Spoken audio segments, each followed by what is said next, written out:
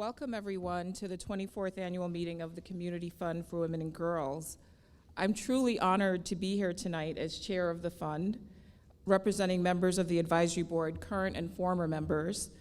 I'd like to ask at this point to have all the advisors to stand and be acknowledged for all the hard work that you do. Please stand. And I'd also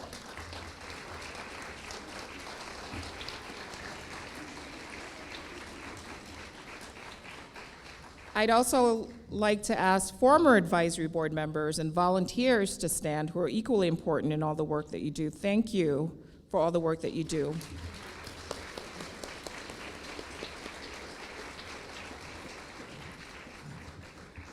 So an important part of the fund's annual meeting tradition is to publicly recognize the award grants to our nonprofit partners who are working to advance women and girls.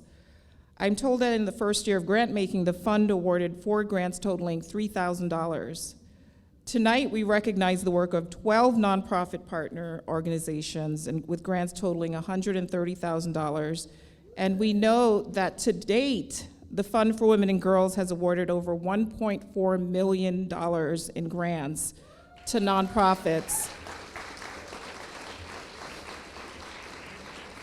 And this work has affected over 20,000 women and girls. So grants from the fund utilize a gender lens and rely heavily on the lived experience and knowledge of those closest to the issues. At our 2015 annual meeting, Gloria Steinem shared the story of the village in Africa that had an elephant issue. The elephants were trampling the vegetation, which was a source of income and food. There were many ideas on how to discourage the elephants, some more complex than others. The solution proposed by the women was to focus on the earnings to feed their families and propose a simple and effective solution, a fence. While we don't have to worry about elephant issues in New Haven, we do have a large number of experienced women sharing solutions and a great number of nonprofit organizations working with them to make positive change. In your program tonight is a list of the 2019 grant awards to our nonprofit partners. It's quite an impressive list. You'll find organizations working on the front lines of gender equity and economic security, and you'll also find a deep commitment to inclusiveness.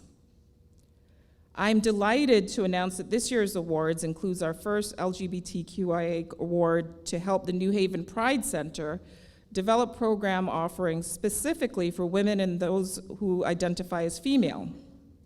You will also find in the program a program to develop a community integrative supportive service for women on the autism spectrum through Chapel Haven.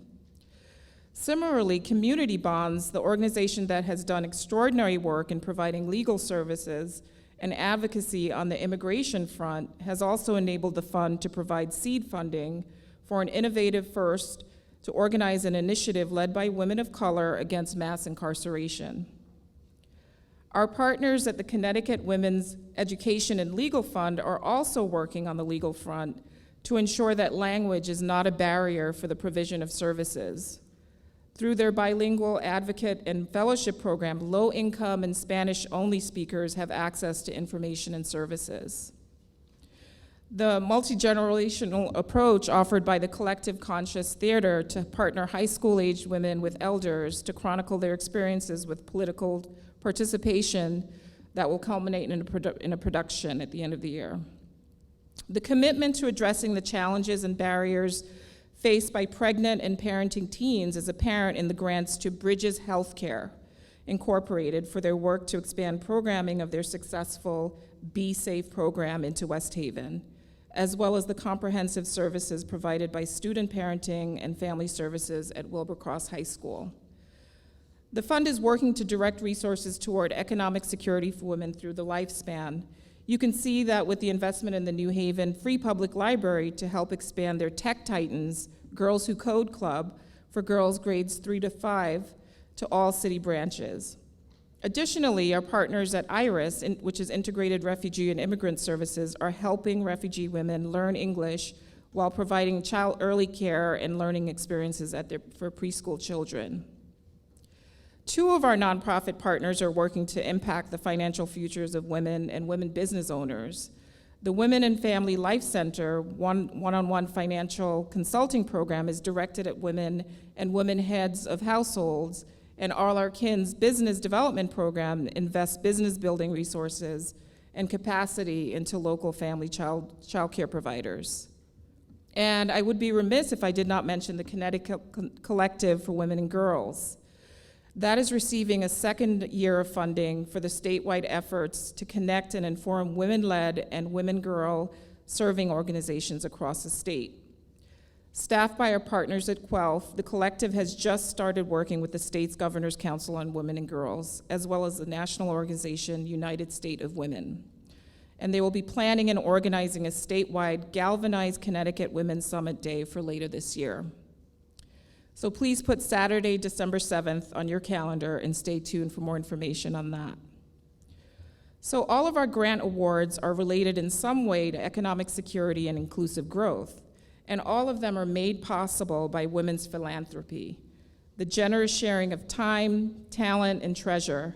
These grants today and this annual gathering to focus on issues that are important to women and girls are made possible by Women's Endowment Fund, whose founders dreamt big and worked hard.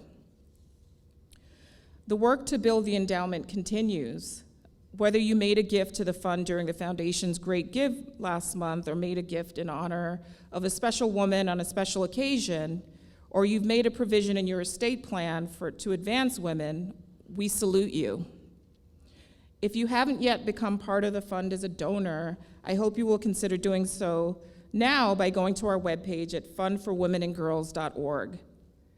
And because this fund is built by the philanthropy of women, please know that there are many strategies and tools to support your charitable giving. I encourage you to explore them with staff at the Community Foundation to find what is best for you. And my last item of business is to introduce you to Miriam Gohara, our moderator for the panel discussion. So all of the biographies for the panelists can be found in your program. Miriam is known for many things, and many of them are captured in the bio section. Miriam joins us today as a skilled professional and alumni of the advisory board of the Fund for Women and Girls. And the topic she and the panelists will be discussing today is one that resonates with me as a mother of a child with disabilities and a mother who's grappling with the likelihood of needing elder care soon. You will have an opportunity to ask questions after the panel discussion. The panelists include Jessica Sager and all our kin. You guys can come up now. Elise Shaw, Institute for Women's Policy Research. Natalicia Tracy, Brazilian Worker Center. Please join me in welcoming the panelists and Miriam.